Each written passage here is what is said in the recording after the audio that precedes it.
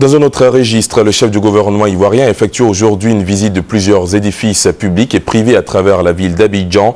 Tour à tour, le lycée américain, le lycée Mermoz en cours de restauration, l'immeuble CCIA et le siège de la BAD en réhabilitation totale. Objectif de ces visites, constater le niveau d'avancement des travaux et encourager les relations avec les partenaires extérieurs et du développement du secteur privé. Le point avec Alexis Ouedraogo. Un début de semaine au pas de course pour le chef du gouvernement ivoirien. Ce lundi dès 8 h, Daniel Kablan-Duncan a entamé une série de visites des édifices publics et privés en chantier à travers la ville d'Abidjan.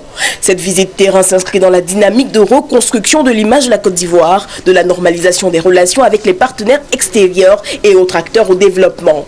Première étape, le lycée américain.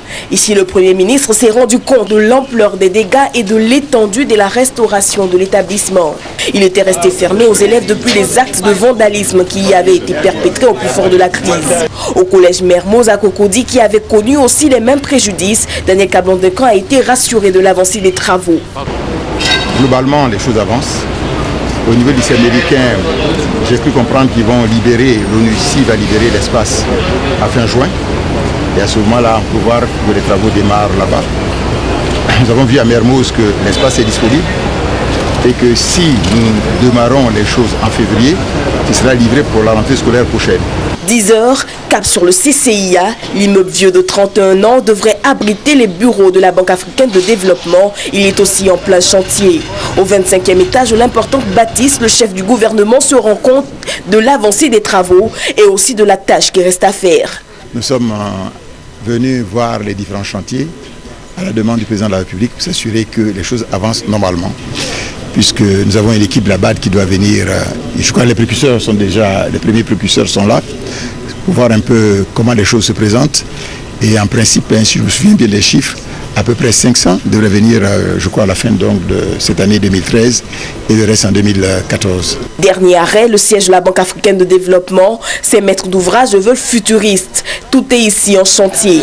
Face au Premier ministre, les chefs du chantier ont plaidé pour certaines facilitations, portant notamment sur l'exonération des fournisseurs locaux, une franchise. Ils ont aussi annoncé le retard sur la livraison du parking extérieur.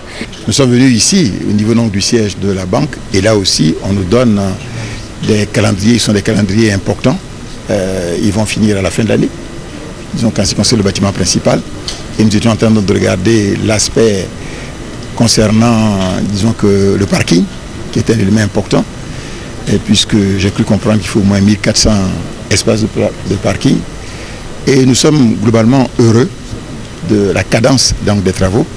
Je pense que les uns et les autres doivent faire en sorte que tout soit prêt à bonne date et que lorsque les responsables de la banque vont venir ici, ils se rendent compte que le gouvernement a tenu toutes ses promesses. Le siège de la BAD devrait être livré le 31 décembre prochain, le CCIA en septembre 2013.